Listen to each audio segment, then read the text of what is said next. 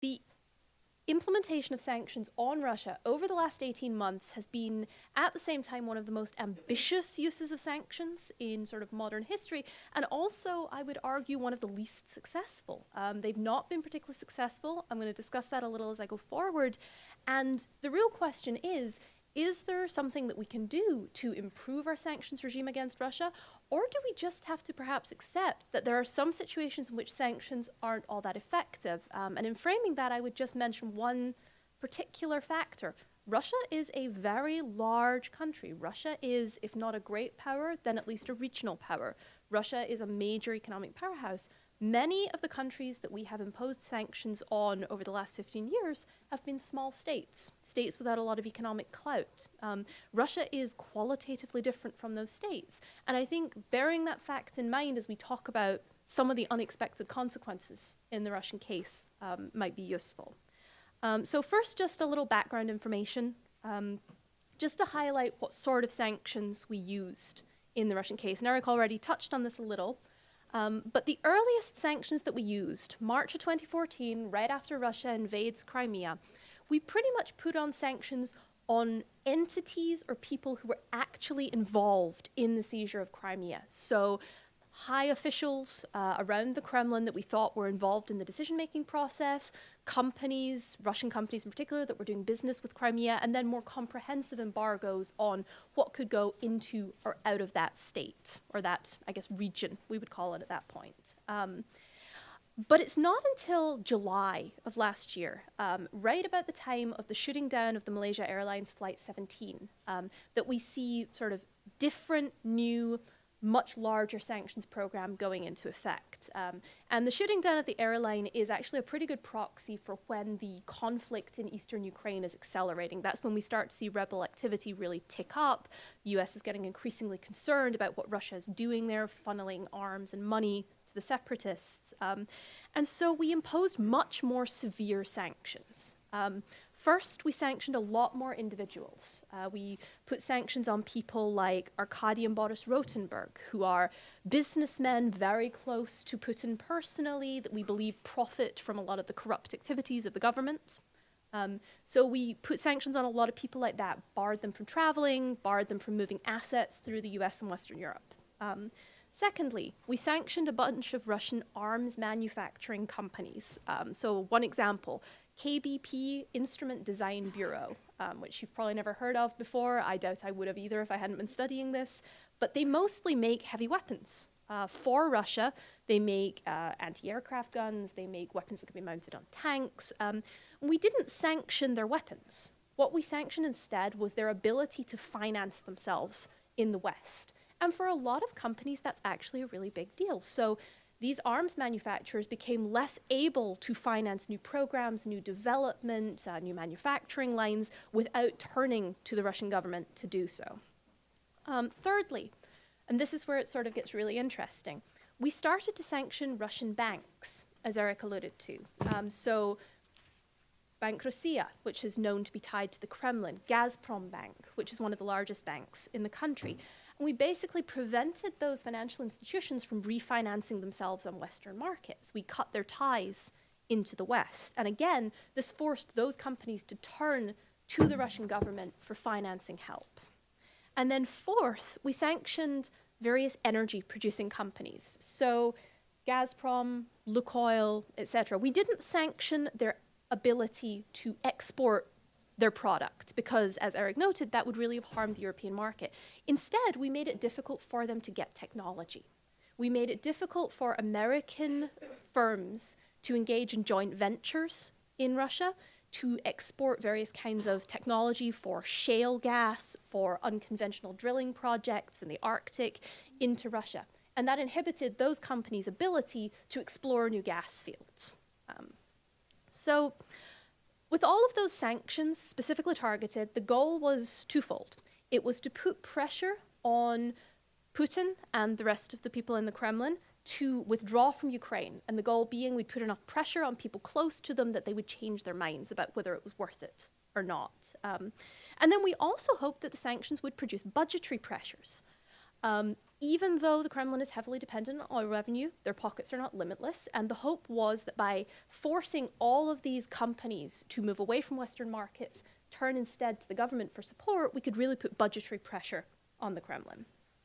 And the economic impact of all these sanctions has been relatively severe. So Russia's economy contracted by about 3% of GDP last year. Inflation hit 16%. That's extremely high. The ruble has lost more than half its value. All of these things are the sign of an economy that is really in trouble. And the Kremlin has had problems in creating financing for various companies. It's had to dig into its foreign exchange reserves, which have fallen substantially, in order to prop up ailing companies as a result. But this comes with a couple of big caveats. Firstly, we're talking about the impact of sanctions, but in fact, oil and the fall in oil prices over the last year has had a lot more to do with this than sanctions have. So it's really hard to disentangle the impact of the oil price drop from that of sanctions, because just coincidentally, most of those changes happened within about a week of one another. We put on the majority of sanctions in July 2014, and the same week oil prices fell substantially. So it's been difficult to tell what the impact of sanctions versus the impact of oil has been, but various macroeconomic analyses, timing analyses have all showed that oil prices have probably had more to do with this than sanctions have. Insofar as sanctions have had an impact, they've probably just worsened the crisis and made it more difficult for the Russian government to respond to the economic problems. And then a second caveat here. So there's a lot of pain in the Russian economy, but economic pain isn't really the metric that we use to determine the success of sanctions, right? If the goal of sanctions is to change minds inside the Russian government, that hasn't really happened. We've seen a lot of what we might call in academic language punishment, but no coercion. We haven't seen them changing minds. Since the sanctions have come into force, Russia fully absorbed Crimea. They continued the insurgency in the east of the country. They added an intervention in Syria. And even though they've come to the negotiating table with the Minsk process, they've not followed through with it. And it's really unclear how much of a role sanctions played in that decision. So the bottom line is sanctions haven't really had the effects we wanted. There have been a variety of unexpected economic effects, but we've not produced the policy outcomes we really wanted to see. And of particular interest to me is the fact that these new, sophisticated, targeted, smart sanctions have actually produced results much more similar to the old kind of comprehensive embargoes that we used back in the 1980s and 90s. So one reason sanctions policy changed in the 2000s, 9/11 attacks and terrorist financing did play a big role, but the other reason was we had seen the failure of comprehensive embargo-style sanctions on Iraq. Huge human suffering as our sanctions caused the population to starve, be unable to get medicine, while Saddam Hussein's regime enriched itself. And so targeted sanctions, they're supposed to avoid all of these problems, but in the case of Russia, what we find is kind of similar, though not nearly so severe, impacts. So Putin has been able to quite effectively shelter the people closest to his regime. As Eric commented on, he's sidelined some of his more marginal supporters, and he's funneled a lot of the benefits instead to the people who are the strongest supporters of his own regime.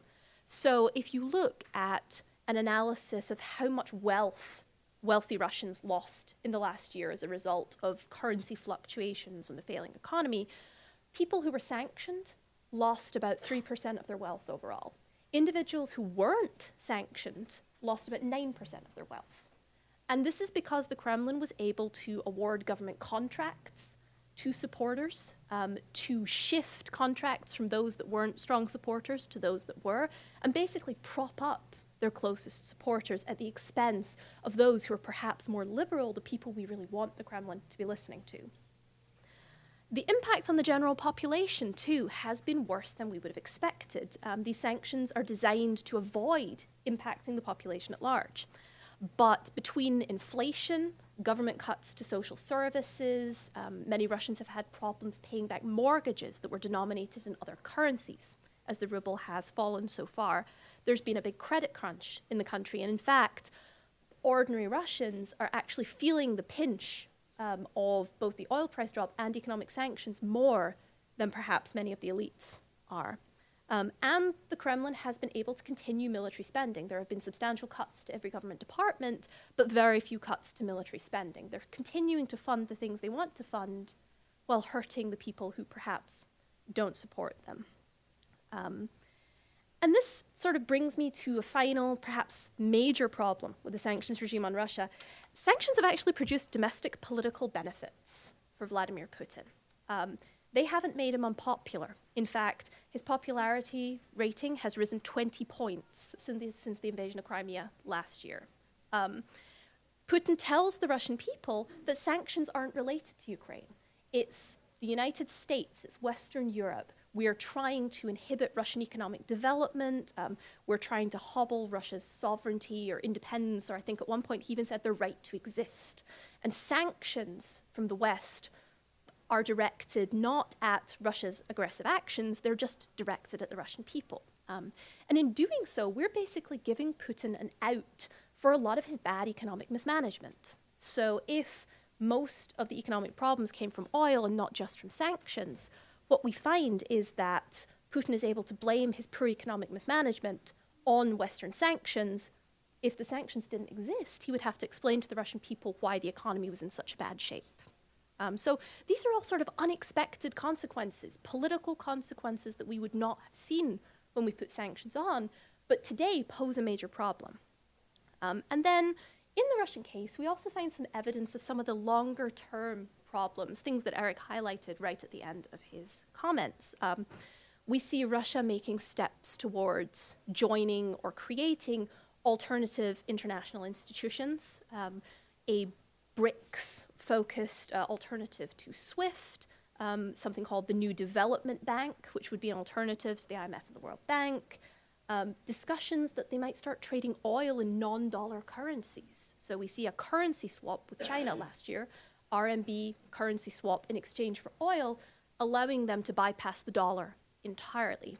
And then we also find another longer term problem, which is the costs to markets in the US and particularly in Western Europe is not insignificant. We often act as if sanctions are largely free. They're relatively costless to us. But in the case of the Russian sanctions, these costs are being borne by US and European businesses. And Europe, I think, is estimated to lose about 2 million jobs if sanctions remain in place over the next 3 to 5 years. That's a substantial cost to them. For US companies, energy companies stand to lose a lot of money from joint ventures. Exxon had to withdraw from a very large $3.2 billion investment in the eastern part of Russia. They'll lose that if sanctions continue. And so these are sort of negative externalities that we tend not to think about when we view sanctions only as a tool of national security and not necessarily thinking about their economic costs. Compliance costs for banks, for financial institutions is also an increasing burden on those institutions, none of which means that sanctions aren't worth doing sometimes, just that perhaps policymakers should be a little more careful in thinking about the costs versus the possible or intended benefits. So again, before I end this on a sort of a really depressing note, just saying that sanctions didn't work, I think it's worth pointing out there were some sanctions on Russia that do appear to have been at least moderately effective. The bans on elites, asset freezes, travel bans, they're an inconvenience, but they are an inconvenience that is annoying many among the Russian elite. And so keeping those in place for the long time, they're not particularly costly, they could end up having some benefit. And then there's some evidence that the sanctions on Russian arms manufacturers that I mentioned right at the start have actually been somewhat effective in slowing Russia's military modernization program. It's made it harder for these companies to import parts, it's made it harder for them to obtain financing, set up manufacturing, all things that are relatively useful if we want to slow down Russia's rate of military modernization. So the takeaways from the Russian case, I think, will be really interesting for sanctions policy moving forward. As I noted right at the start, the Russia case is just qualitatively different. You know, our two other largest sanctions, Iran and Libya, over the last 10 years, both relatively small countries. Russia is a large oil exporting country, and so it's interesting to see how the impact of sanctions on such a large country has been very different than on many of these smaller countries. Sanctions can be a powerful tool. We have cases where they've been successful, but they don't always work. And I think the fact that there can be serious downsides or unintended consequences really suggests to me that what policymakers need to worry about is not whether we can predict the unintended consequences up front. It's about whether we're willing to reconsider sanctions once those consequences become apparent. You know, so we don't end up necessarily in a situation 50 years from now where we have a Cuban embargo style sanctions still on Russia if it's costing us. We need to start thinking about how we can, at certain intervals, reconsider whether sanctions policy is still serving our interests, whether there are policy alternatives that might work better, and how we would move forward to that point.